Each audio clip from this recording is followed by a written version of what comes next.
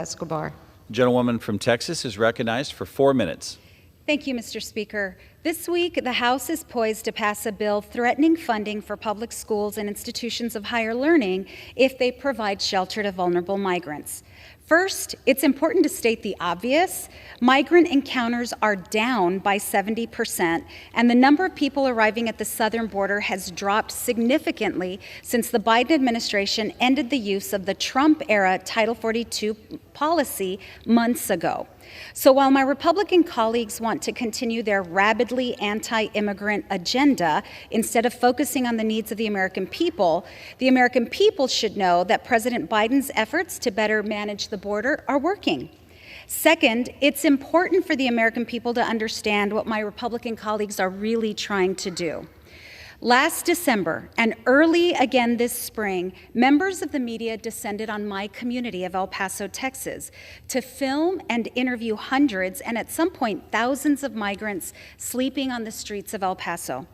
During that coverage, my community told the country that our shelters were full. My community, like others across the country, sprang into action, and with the help of federal funding, El Paso's Office of Emergency Management provided emergency shelter for vulnerable migrants, and because other shelters were full, had to use empty schools on a temporary basis.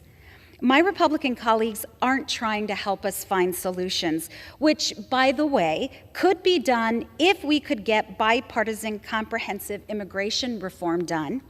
Instead, they are using legislative action to harm migrants and harm communities like mine. Earlier this year, Republicans worked to eliminate funding to NGOs and receiving communities, and now they are deliberately trying to create a humanitarian catastrophe by further limiting options for receiving communities. This is what they want, a humanitarian catastrophe. By prohibiting the use of schools for emergency shelter, my Republican colleagues are creating a situation where migrants may not have anywhere else to go except the streets of communities like mine, if we were to see numbers climb again. Unfortunately, the Republican Party of today is gripped by troubling extremism, and instead of seeking real solutions, again, like passing comprehensive immigration reform on a bipartisan basis, they are instead seeking to appease the extremists among them in their ranks. If they want to deal with challenges inside our schools, how about they work with us on gun violence or teacher shortages? Democrats, on the other hand, remain focused on solutions and will continue to fight for the needs of Americans. And one of those areas of concerns in districts across the country has more to do with ensuring we protect key programs that help everyday Americans. Which is why, if we defeat the previous question, Democrats will bring up a resolution affirming our commitment to protecting Social Security and Medicare.